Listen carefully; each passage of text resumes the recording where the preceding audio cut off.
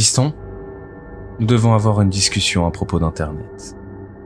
C'est ce que j'ai dit à mon fils alors qu'il était sur son ordinateur. Il était en train de jouer à Minecraft sur un serveur public. Il était absorbé par le jeu, les yeux rivés sur son écran. On pouvait voir des lignes de conversation défiler sur le canal de discussion. Fiston, tu peux arrêter ton jeu quelques minutes, s'il te plaît? Pour une fois, il a accepté de quitter le jeu et d'éteindre l'ordinateur. Il m'a demandé si j'allais encore lui raconter une de mes histoires ringardes. J'ai fait semblant d'avoir le cœur brisé en lui faisant remarquer que, d'habitude, il avait l'air de les aimer, mes histoires ringardes. Il avait grandi en écoutant mes histoires, qui parlaient d'enfants rencontrant des sorcières, des fantômes, des loups-garous, ou même des trolls.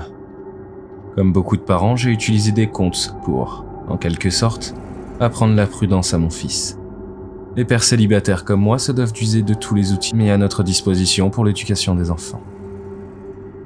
Il m'a gentiment dit que ça lui plaisait quand il avait 6 ans, mais que maintenant il avait grandi. Ça ne lui faisait pas peur et qu'il ait trouvé ça même un peu stupide. Il a ajouté qu'il voulait bien en écouter une sur Internet, mais seulement si je la rendais vraiment très effrayante. J'ai un peu hésité, mais il m'a rappelé qu'il avait 10 ans et qu'il n'était pas un froussard. Alors j'ai dit que j'allais essayer. On est descendu dans le salon et j'ai commencé à raconter l'histoire. Il était une fois un garçon nommé Colby. On pouvait voir la déception de son visage. Il avait l'air de se dire « Encore une histoire pour gamin de papa ». Colby s'était connecté à Internet et avait navigué sur plusieurs sites pour enfants. Au bout d'un moment, il avait commencé à parler avec d'autres enfants, via les jeux online et sur des forums. Il s'est lié d'amitié avec un autre garçon de 10 ans, nommé Helper23. Il aimait les mêmes jeux vidéo que lui et les mêmes séries. Il rigolait aux blagues de l'un et de l'autre, et ils découvraient de nouveaux jeux ensemble. Après plusieurs mois d'amitié, Colby avait offert 6 diamants dans le jeu sur lequel ils jouaient ensemble. C'était un cadeau très généreux. L'anniversaire de Colby s'approchait à grands pas, et Helper23 voulait lui offrir un super cadeau, mais dans la vraie vie. Colby avait pensé que ce ne serait pas grave s'il donnait son adresse à Helper23, à condition qu'il promette de ne pas divulguer à des étrangers ou à des adultes.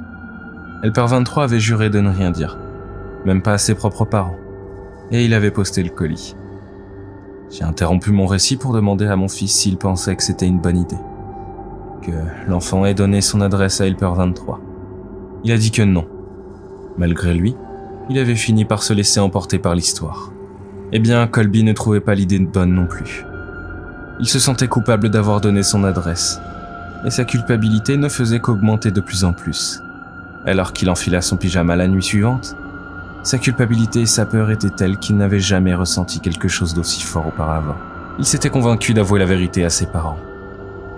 La punition serait rude, mais au moins, il aurait la conscience tranquille. Il s'est glissé dans son lit en attendant que ses parents viennent lui souhaiter bonne nuit. Mon fils savait que la partie effrayante allait venir. Malgré ce qu'il avait dit avant, il était quand même un peu angoissé et agrippait fermement mon bras. Colby entendait les moindres bruits de sa maison. La machine à laver qui tambourinait dans la pièce d'à côté, les branches d'arbres qui frappaient sur les vitres, et son petit frère qui dormait dans la chambre voisine, et plein d'autres petits bruits qu'il ne pouvait pas identifier. Puis les bruits de son père qui se rapprochait de la porte de sa chambre. « Papa ?» avait-il dit nerveusement. « J'ai quelque chose à te dire. » Son père a alors passé la tête dans l'entrebâillement de la porte, mais l'angle de celle-ci était bizarre. Dans l'ombre, il semblait que sa bouche ne bougeait pas et que ses yeux n'étaient pas normaux. « Oui, fiston. » La voix n'était pas normale non plus. « Tout va bien, papa ?» a demandé Colby. « Oui, oui. » a répondu le père, toujours avec cette voix bizarre. Colby s'est enfoncé dans les couvertures, inquiet. Maman est là ? Me voilà. La tête de sa mère a émergé en dessous de celle de son père. Sa voix semblait fausse et forcée. Allais-tu nous dire que tu as donné ton adresse à Helper23 ? Tu n'aurais pas dû faire ça. Nous t'avons toujours dit de ne pas révéler tes données personnelles sur Internet. Elle a continué. Ce n'était pas un enfant. Il faisait semblant d'en être un. Tu sais ce qu'il a fait ? Il est venu chez nous, a pénétré à l'intérieur, puis nous a assassinés, tous les deux, juste pour pouvoir passer un bon moment avec toi. Un homme a alors émergé de derrière la porte de sa chambre. tenant dans ses mains 2 têtes tranchées. Colby hurlait et haletait, tandis que l'homme laissait tomber les têtes sur le sol, dégainant un large couteau.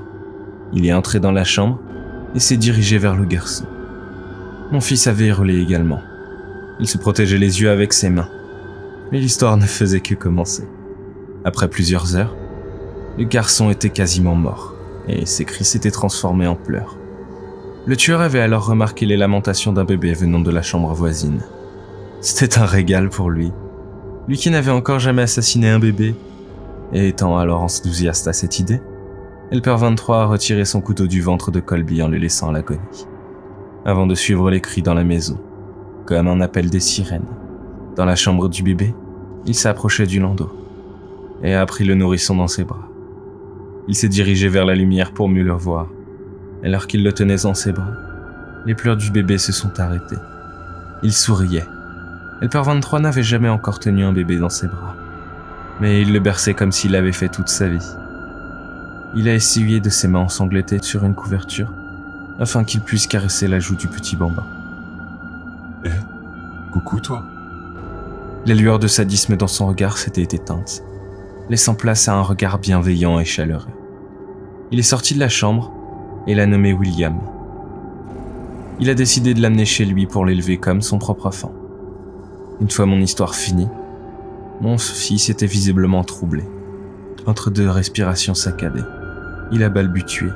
« Mais papa, je m'appelle William ?»